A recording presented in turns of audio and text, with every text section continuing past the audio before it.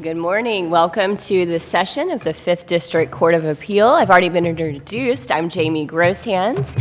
To my right is Judge Edwards from Orange County, and to my left, we're happy to have Judge Calderon today, sitting as an associate judge from the 9th Judicial Circuit, which is Orange and Osceola County.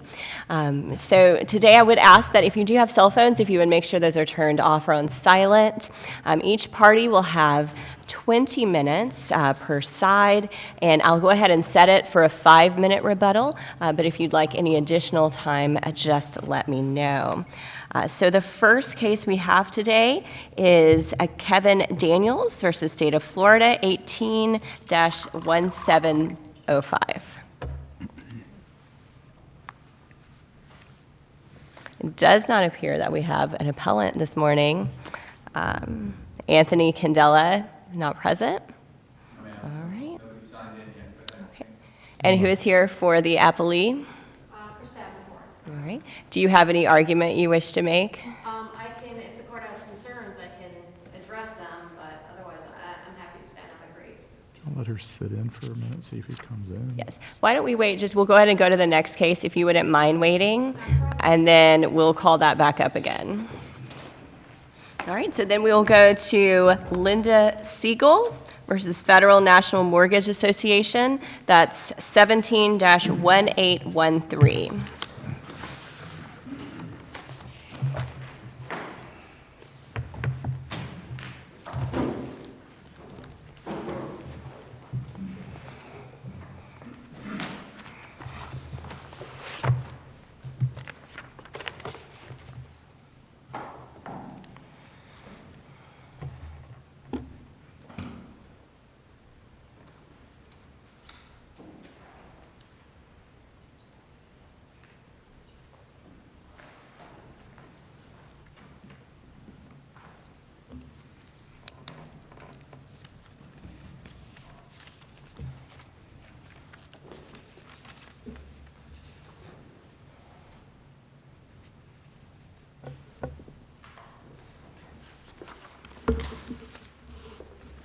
Good morning. Good morning, Your Honors. Bo Bowen, Bowen Law Group, on behalf of Jerry SIEGEL. And are you good with 5-minute rebuttal? Yeah, I believe 5 minutes will be fine. Okay. Yep. Is it started? There we go. This case involves issues that may be familiar to this court. I believe Judge Edwards ruled in a similar case, granting attorney's fees to a homeowner who won their foreclosure case on a dismissal for lack of standing. This case presents many of the same issues in that case, which was the Madel decision, Madel versus Wells Fargo Bank, and that was May 18th of last year. This is a case where, kind of skipping to the end because there's a lot of procedural history, but this is the case that the bank initially won on at trial. We moved for a rehearing stating that the bank didn't prove that it had standing at the inception of the case. The trial court agreed that Fannie Mae, who was the substituted party in this case, did not prove that its predecessor, J.P. Morgan, had standing when it filed the complaint. We then timely moved for our attorney's fees, took it to hearing, and Judge Davison, based on the law that was before her at the time, it was a Fitzgerald case from the 3rd DCA, she ruled as a matter of law that because we won on standing, that we were not entitled to collect our attorney's fees. The thought being that where you win on standings, that necessarily means there's no contract between the parties. And without a contract between the parties, the homeowner is not allowed to rely on the attorney's fee provision in that contract. Didn't y'all also attack whether or not the assignment of mortgage was proper?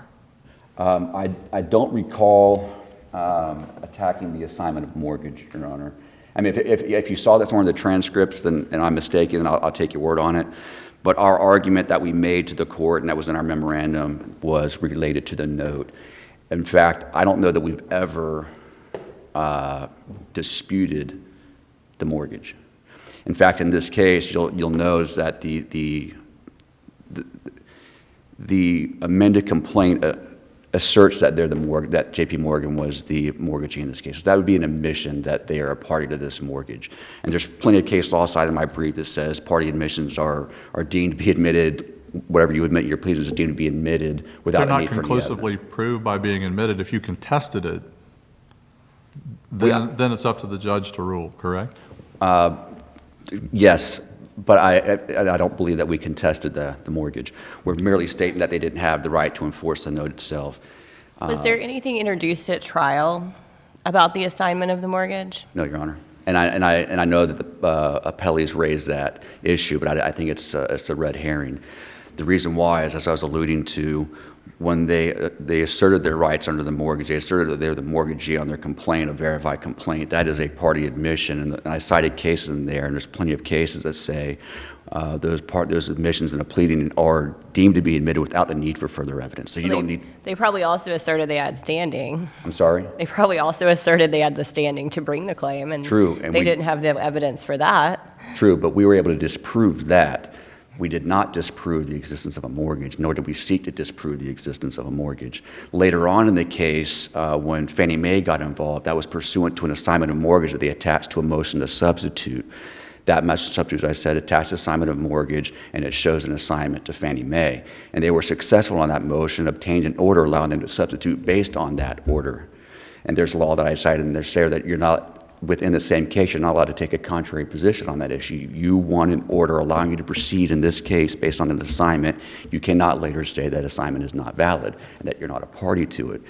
So they had the assignment of mortgage. They proceeded as the party plaintiff in this case based on that assignment of mortgage. They did not admit it at trial, granted, but nor was it disproven at trial that they weren't a party to that mortgage. The only ruling this court made was that they were not entitled to enforce the note. And that's the big distinction to make here. I cited in the brief, there's plenty of case law that says the mortgage and the note are two separate documents, or two separate contracts. You can choose as a plaintiff to sue solely on the note if you want to and pursue your rights under the note without foreclosing the mortgage. But they chose in this case to actually foreclose on the mortgage. The mortgage has you've seen these, they have a separate set of provisions, they have a separate set of rights, they have a paragraph 22, which I'm sure you've heard ad nauseum, that does not exist in the note. Sometimes the mortgage even has separate parties or additional parties aren't included in the note. There is no doubt it is a separate contract. The contract exists in this case by their admission, by their filing that assignment of mortgage and getting the substitution based on it.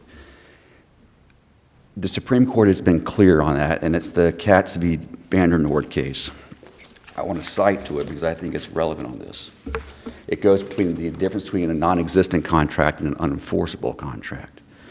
The distinction between no contract at all and one that is unenforceable makes all the difference. We hold that when parties enter into a contract and litigation later ensues over that contract, attorney's fees may be recovered under prevailing party attorney's fee provision contained therein, even though the contract is rescinded or held to be unenforceable. What we have here is you had two contracts, the note and the mortgage. The note was held to be unenforceable, which means they weren't able to enforce that mortgage in this foreclosure case. But there's no doubt they were suing on that mortgage. They weren't entitled to enforce it, but that does not negate the existence of that mortgage. Because the mortgage exists, it does not matter that they were unable to enforce it pursuant to Katz. If there's a gap in the chain of mortgage assignments, does that eliminate this argument? Meaning Fannie Mae never actually had the mortgage either? No, because that wasn't something that was litigated, it wasn't something that was argued, and it wasn't something determined by the trial court. The trial court didn't find a gap in the assignment of mortgages. We didn't argue a gap in the assignment Isn't this of court mortgages. required to review this de novo? Review the de novo as to the standing on the note, sure. But as to an issue that wasn't raised at trial, as to the existence of the Are mortgage, we required to review the evidence with respect to whether or not, as we did in Madel, whether a contractual relationship existed between Fannie Mae and Siegel? I'm sorry if you could repeat that. Are we required to review de novo what evidence was presented, whether there was a contractual relationship between Siegel and Fannie Mae? You're entitled to, you review de novo rulings of law issued by the trial court. The trial court did not issue any ruling on the law or on the facts related to the mortgage. So no, I don't think it's before this court to review that issue and the chain of assignments of a mortgage, because it wasn't something that was brought about to the trial court or ruled upon by the trial court. As to what the evidence may prove, I mean, that might go to weight of evidence, but I don't think you can raise an argument on a legal issue that wasn't raised at the trial. Well, isn't a legal issue whether or not a contractual relationship existed? Correct? So then are we entitled to go back and review what evidence the trial court had with regards to that relationship? And wouldn't an assignment of the mortgage be part of that evidence? And yes, the assignment of mortgage that was submitted to the court on their motion for substitution would be something that the court can consider in determining. But we didn't challenge that chain of assignments to Fannie Mae. It was never challenged, and it was never ruled upon. Did you argue that there was no proof, well, that the assignment of mortgage was never authenticated, never introduced at trial, and there was no proof at trial the alleged merger between Chase and J.P. Morgan? I'm sorry, say it again. Yes. Did you argue at trial that the assignment of mortgage was never authenticated, never introduced at trial, and further, that there was no proof at trial of the merger between Chase Home Finance and J.P. Morgan? If you're reading from a transcript or something that's in there, I'll have to take you at your word. I don't recall every objection I made to the introduction of evidence at the trial. If you had made that argument, wouldn't you then be assailing whether or not the assignment of mortgage was proper, and therefore you're kind of back in the HFC versus Alexander case of where you successfully proved, whether the trial court relied on it as the basis for ruling in your favor, that you successfully proved that the mortgage hadn't been properly assigned to Fannie Mae? No, if I'm understanding it, I want to ask you to read it again, but my understanding was that was an evidentiary objection to what they were trying to admit. If I'm... It's at 681, so maybe while you're down for your Okay. for your rebuttal, during the other side's argument, you can take a look at that, but that's what I was looking at, as to whether you were challenging the assignment or just trying to, I mean, it obviously wasn't offered into evidence, so it doesn't seem like you were making an objection, but so take a look at that while you're sitting down, and rather than trying to catch you cold on it here. Got you. Thank you, Your Honor, for that. I would say that the bottom line is there was no finding by the trial court that they weren't a party to the mortgage. I think that's key. Why does there have to be standing both at the initiation of the suit and at time of trial beyond just the cases all say that? What's the policy behind that? Do you know? I imagine to present undue burden on the courts and on the parties to litigate a case. I mean, if you don't have standing from the beginning, then you're just wasting a bunch of people's time going through a case, and that's why the Supreme Court now requires that the banks actually file verified complaints verifying their possession of the note and that they're entitled to enforce these things, which kind of, and I don't know if I answer your question on that, but I think that kind of dovetails into one of the policy arguments in this case, is that the Florida Supreme Court's already determined that they need to do this ahead of time to verify their standing to prevent this waste that occurs, and that was occurring prior to that rule. How would you distinguish this case from the Hobson case out of the second? It's a fairly recent case. I'm sorry, I don't know that case, Your Honor. I know I think it's the Harris case from the second that I cited in my brief. There's been several cases, and without knowing what that case you're referring to, I know there's a lot of fourth DCA cases that have been cited by the bank in their favor. The arguments that I made in Madel, and it's kind of the same arguments being made here today, about there are two separate contracts. You have the note and the mortgage, and failure to enforce a note does not mean the contract doesn't exist. It's just not enforceable. That argument's been made in Madel, which thankfully won the day, that we got a good order in that case. It was argued to the Florida Supreme Court in an amicus brief that I filed, and that was on the Glass case that was later vacated on procedural grounds, but the prior panel actually said the same thing in there, that that essentially there are two separate documents here, and a failure to enforce a note, you're still able to claim fees under the mortgage. And it also was brought up in the Harris case, and Harris agreed with Madel. So that the three courts that this argument's been made in front of have sided with us on that. And there's no indication. Then Hobson did not, and Okay. Hobson was from the second after Harris. Okay. And kind of receded to some extent, from that position, finding that if there was no assignment, then there was no contractual relationship, depending on what you were attacking below. So how would you describe exactly what you were attacking in this case, if you're not attacking the assignment?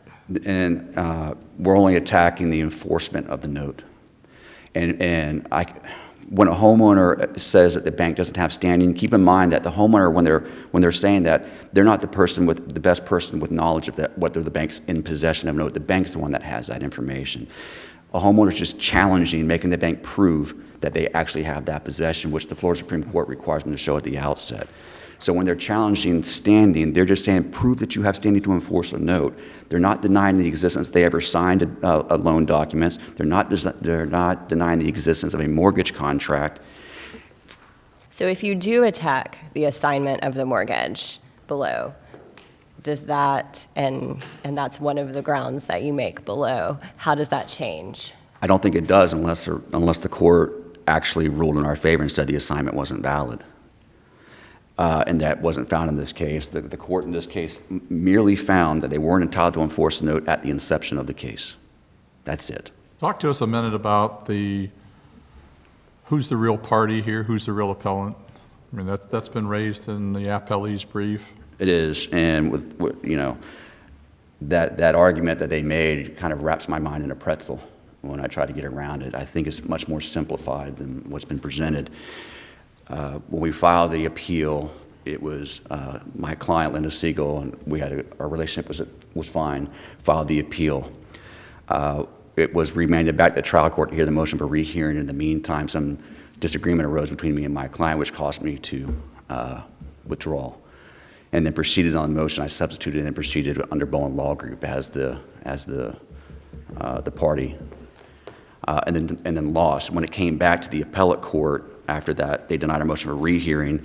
I was under the assumption that because I substituted my firm in as the defendant in the trial court, which had jurisdiction over the matter at the time, that I didn't need to file a separate notice of substitution in this.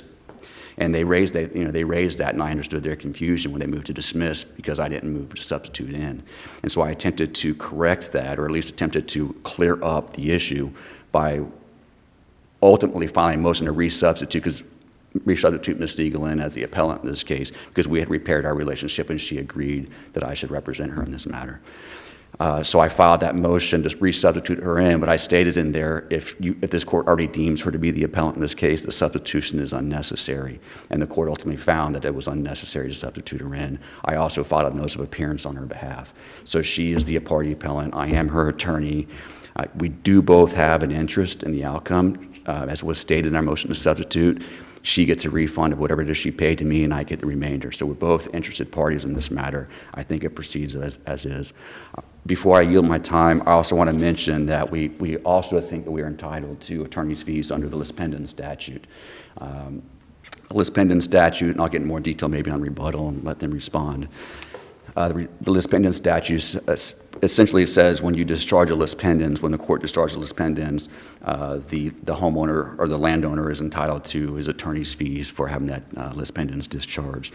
The bank claims an exception from that exemption because their complaint, their Lispendens, was based on a mortgage. But it seems like they're trying to have it both ways. They want to argue that they're not a party to this mortgage, therefore they're not bound by the attorney's fee provision, but then they are part of that mortgage, and it was proper for them to file the mortgage on the Lispendens, so that escapes attorney's fees under that. Either they're a party to the mortgage, and we're entitled to fees under the mortgage, or they're not a party to the mortgage, and that Lispendens was improper, and having it discharged entitles us to our fees. And I'll yield the rest of my time.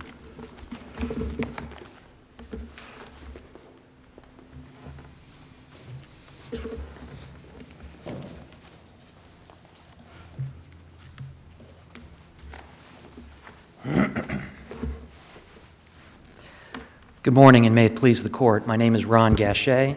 I'm with the firm of Shapiro, Fishman, and Gachet, and we represent the appellee, Fannie Mae Federal National Mortgage Association. Let's start with Mr. Bowen's standing, since this is a standing case. This is kind of a coincidence that that's an issue. I want to go over the timeline Judge Edwards, so that you have a clear understanding and get a direct answer to your question about who's the proper party at this appeal. Because without having proper standing for Mr. Bowen and his client, I don't know that we reach the rest of these issues. The order that was denying the attorney's fees and costs originally at the trial court level was entered in May of 2017. Then there was an order denying rehearing on his 57-1057 motion, but granting it as to 4823, the list pendants, because the judge said she wanted to hear more information about that. That order was July of 2017. Mr. Bowen then withdrew from the case by order dated October 31st, 2017. Knowing that he had fees that were the only thing that were left to be litigated in the case, he files a motion to substitute himself as the party defendant for purposes of attorney's fees in December of 2017. That substitution request was granted March 6th of 2018, and I'm going to read right from the judge's order because this is a finding that's in the record. She says, by virtue of the client representation agreement signed with Ms. Siegel dated March 23rd, 2015, she has assigned all of her rights to collect attorney's fees to the Bowen Law Group. As such, the Bowen Law Group is hereby substituted as the party defendant for all purposes related to attorney's fees. So there's a finding that it's now Mr. Bowen's claim and not Ms. Siegel's claim as it relates to attorney's fees. That same day, she denies the remainder of his motion for rehearing as to 4823, the list pendant statute, finding his arguments unpersuasive. Now, Mr. Bowen then files his initial brief August 31st of 2018. That's about 6 months later. Fannie Mae moves to dismiss the appeal, not because he didn't make a motion to substitute into the appellate case. I don't know where he gets that argument. He's just been misled or misunderstands what our position was. We didn't say he needed to substitute in. He was the party. He was the appellant, no question, although he labeled Ms. Siegel as the appellant in his paperwork. And we said, you never disclosed to the court in your brief that back in March of 18, you had a trial judge determine that you were the proper party. So what are you doing telling the appellate court that Ms. Siegel is the appellant? And why are you saying that you're attorney for the appellant? You're really attorney for yourself. You should have disclosed to the appellate court that you are the proper party. You all had no way to know, without reading the record from top to bottom, that it was actually his claim. So in our motion to dismiss, we said that she is not the proper party to be proceeding, that he's the proper party to be proceeding, but the appeal's been filed by her. Ergo, we think the appeal should be dismissed. Now, he files all kinds of responses that say, I don't have to file a motion in the appellate court to substitute in, and he's going down this wrong track. We don't contest that. He is the party for the appeal as long as you're the party in the underlying litigation, which he was by order dated March of 18. So what the appellate court said was, we can address this in our answer brief.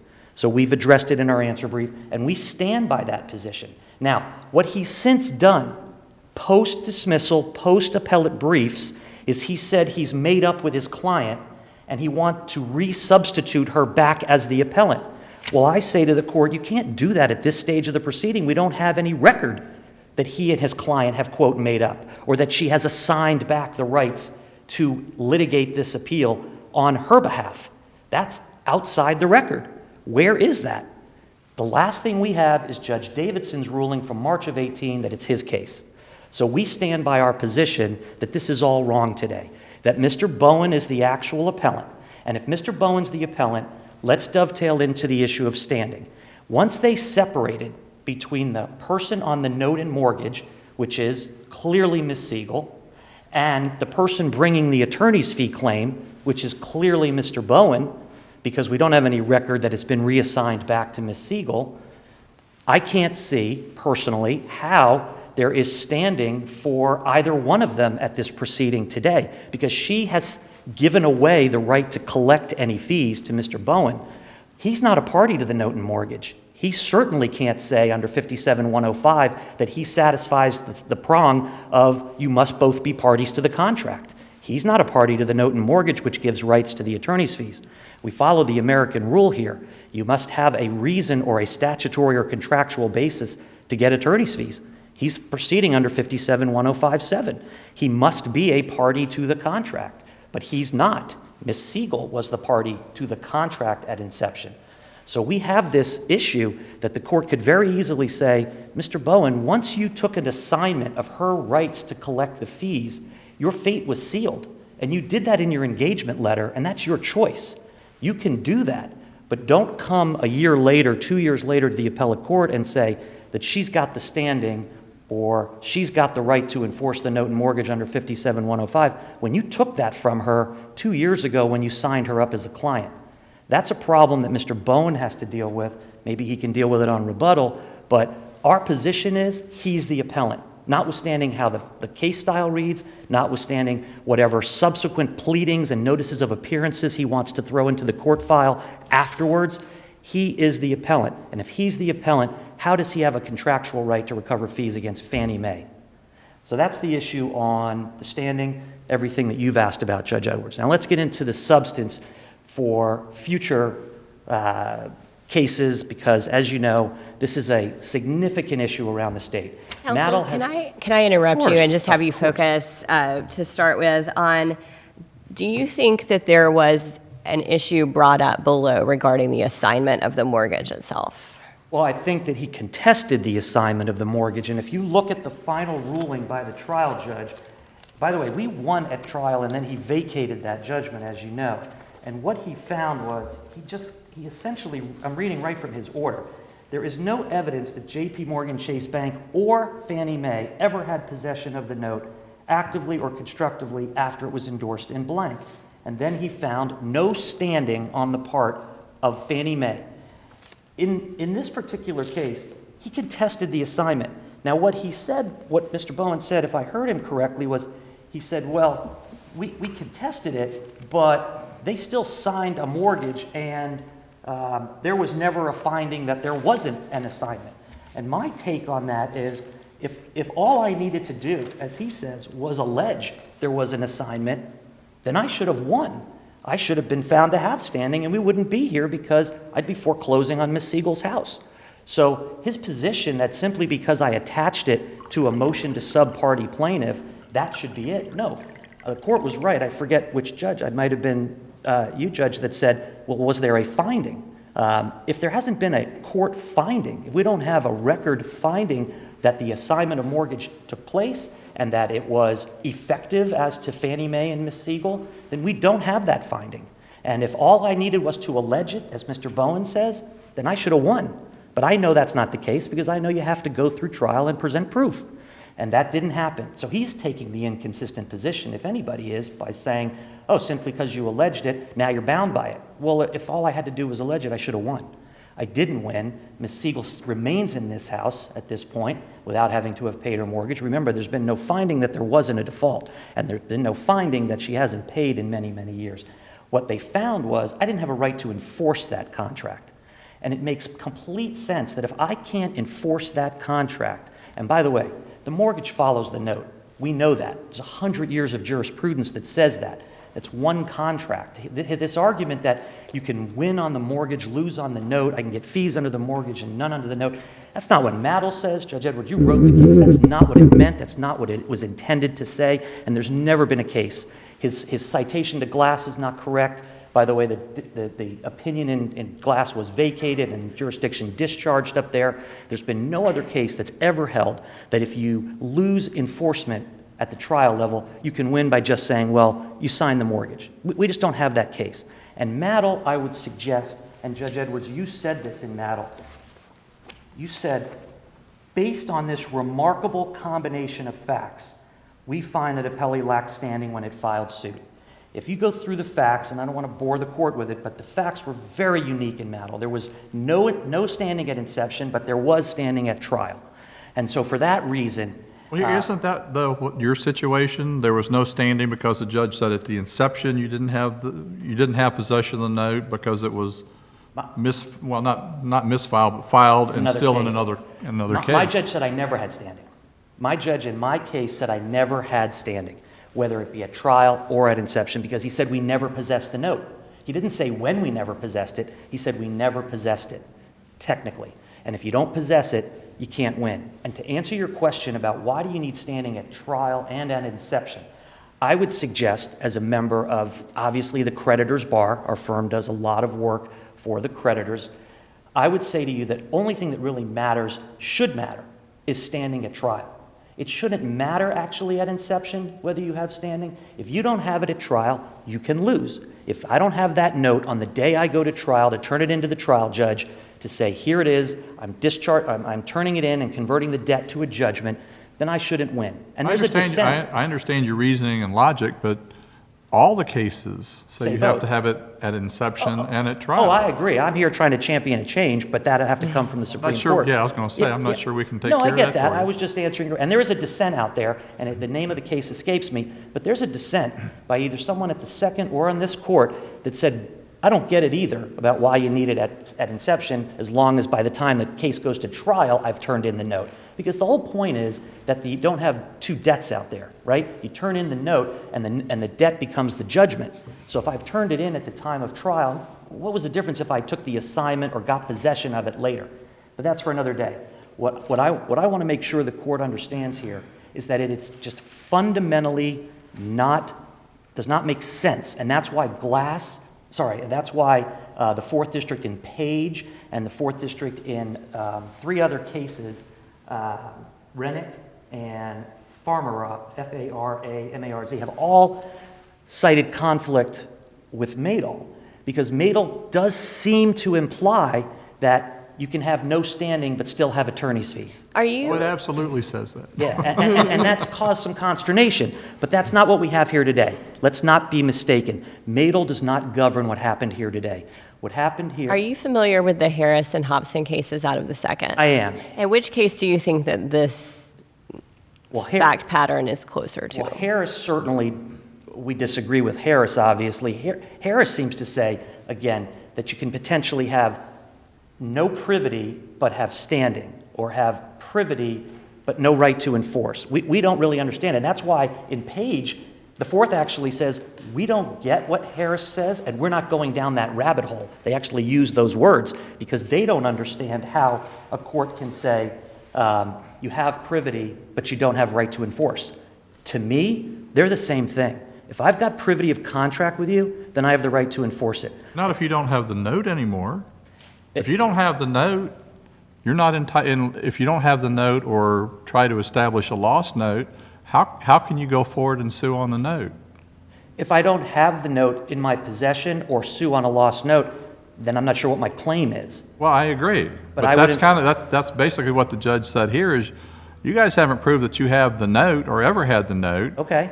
And again in Maydol, if you don't have the note, that's fine. But if there's proof that there's a mortgage between y'all, you look at that contract. You're trying to also foreclose the mortgage. You're trying to collect on the note and foreclose the mortgage. And at that point, you still do have the contract between you and the borrower, either directly or by way of assignment. And that contract gives rights and responsibilities between the parties, doesn't it? It does, but in this particular case, that mortgage and note is the loan. That mortgage and note is the obligation. They follow each other. If I can't enforce the obligation, you shouldn't be able to turn around and use 571057. That's all we're saying. That mortgage exists. I get it. Because you don't prove your case, they lose their rights under the contract. They're the ones that pushed the issue that said I you understand don't the have... standing under the note, but again, the note and mortgage are two separate things, or you wouldn't have everybody sign both of them, would you? Well, the mortgage is collateral for the debt. The debt is evidenced by the note. The note and the mortgage together make up the obligation. They're the obligation securing the collateral. But they're the ones that assert the lack of standing. So what you're making it sound like is because they win, they should get fees. And that's not always the case. We have a statute. 57105 says you must both have the right to enforce. Now, if I have the right to enforce, strike that. If he believes I don't have the right to enforce and he wins on that argument, then at the time of his fee hearing, he would have to take the counter position and say, no, they did have the right to enforce. That's If the statute of limitations had run, let's use that instead of standing. The statute of limitations had run and you had sued on the mortgage, and I understand all the can of worms about statute of limitations. Let's just assume, clear as a bell, you blew the statute of limitations in suing the borrower. Okay. and they prevail on that. So you can't enforce the contract. Are you saying now they can't enforce their rights under it because you can't? No, that's a different argument because they're taking a different position. They're now saying we're in privity with you. They're not arguing they're in privity with us anymore. That's why that's the question again goes that we were asking before about whether they attacked the assignment of mortgage, along the way, whether there's a gap early on or a gap when it gets to Fannie Mae or whenever the gap is. Yes, there was no proof at trial because they didn't allow it of the actual assignment of the mortgage to Fannie Mae.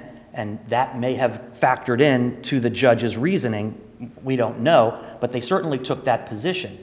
But the judge ended up saying that the plaintiff lacks standing.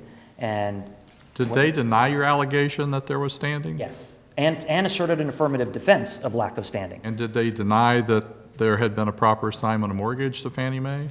Well, they certainly, I don't know if it's in the pleading that way and what they did in their answer, but I certainly know they gave us every opposition at trial.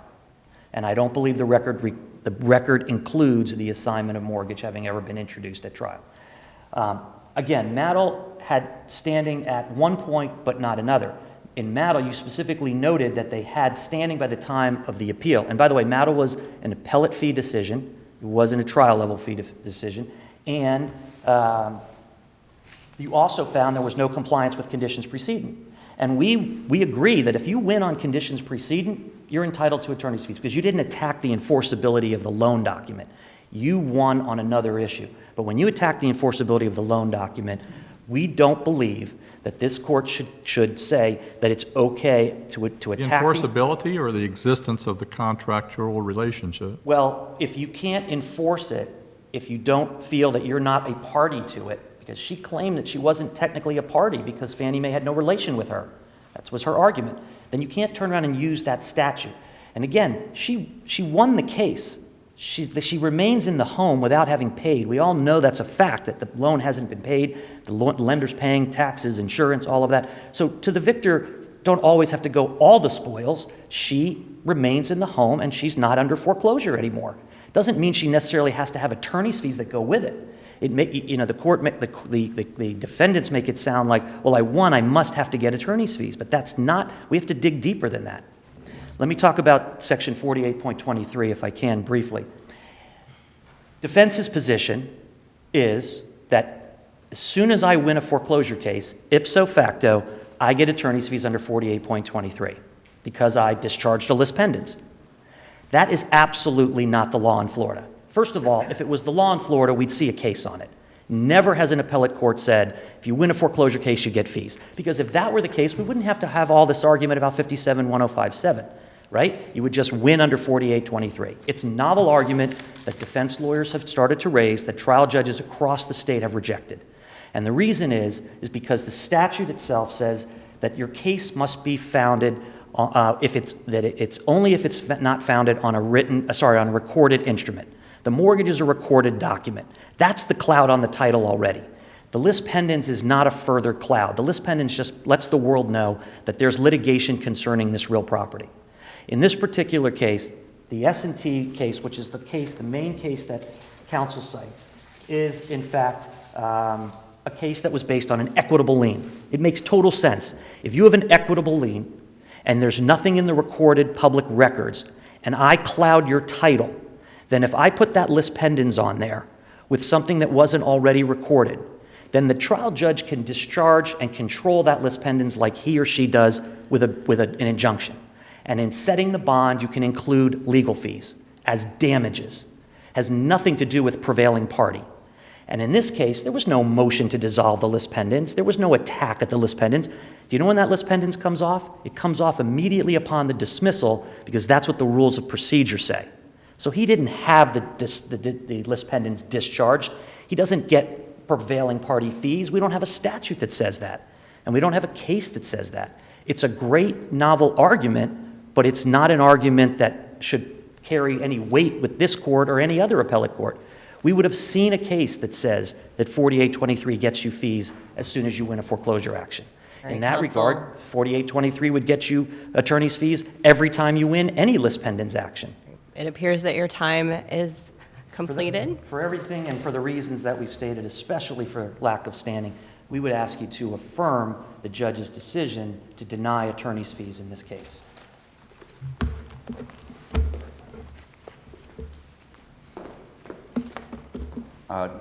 Going back to 681, where Yes. you mentioned the attack on the assignment, I did raise an authenticity objection, but was never determined by the court. But the rest of the objection, the AOM, wasn't to the existence of the assignment of mortgage. It was arguing for 3 reasons why they did not establish their entitlement to enforce the note. And that's what we're here about today. They didn't have the right to enforce the note. We didn't contest the existence. Also, as to the trial court's order dismissing this case, he states that he only found that they never had standing at any time. That's not what the court found. Paragraph 9, plaintiff failed to prove that it had the right to foreclose and enforce the note at the time the complaint was filed. That's what the court found. He did not find they didn't have the right to enforce that trial. Let's see. He argues that the mortgage follows a note. We all know the law that the mortgage follows a note, but that's as to enforcement. The person with the notes, the ones who are entitled to enforce the mortgage. It doesn't mean the mortgage doesn't exist. It's a red herring. If they're saying here in open court that a ruling that they lack standing means they're not a party to the mortgage, there's going to be a lot of quiet title actions filed immediately after, because if that in of itself is per se meaning the bank does not hold a mortgage on this property, there is no reason that mortgage needs to remain in the public records. It should be entitled to a quiet title action. Can you briefly address his argument that you don't have privity under the contract because you were never a party? Again, I think that's a red herring as well, Your Honor. First off, our retainer does say that we step into the client's shoes, but only as far as collecting. The privity is with her. Our rights derive from her. She is the one that's in privy of contract, so any right we assert, we're just stepping into her shoes and asserting her right. Whether I'm bringing a case in my name or her name, rephrase this, if I'm bringing the case under my name, acting as an agent for her, I'm allowed to do that under the 1.210, if I think of the rule, is talk about the party in interest. Whether she's bringing the action in her name on my behalf, she's still allowed, she's still a proper party to this case and still able to do that. They filed their motion to dismiss saying that I was, on this party issue. I filed a motion to resubstitute Ms. Siegel in, saying that if this court already found that she was the proper appellant in this case, that it's unnecessary to do substitution. This court found that it was unnecessary, implying that she was the appellant in this case. So she's the appellant. She's the one in contractual privity with the bank.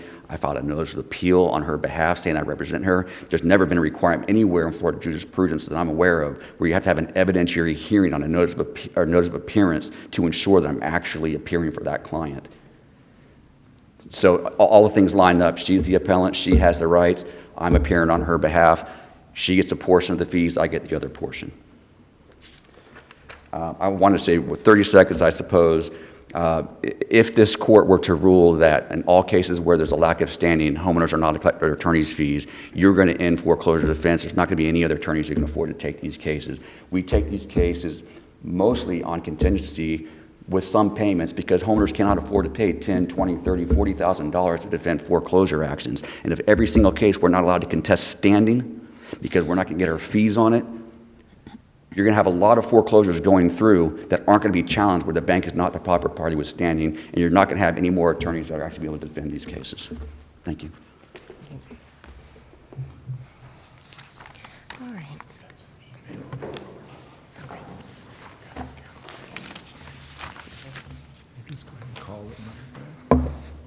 All right. Ms. Davenport, right? Ms. Davenport? Going back on the record on Kevin Daniels, it appears that the attorney for appellant is not going to be appearing today. So unless you have anything, then did we have any questions? Any questions? Just one second. I have no questions. I have no questions. I have no questions. All right. All right, thank you. I did notice I have 4 more seconds. May I state one quick clarification on the record? Sure, go ahead. I wanted to make a statement that the note in this case, the original note, was ultimately filed in this case on January 20th, 2015. It's a bearer note. I just want to make that. All right, thank you.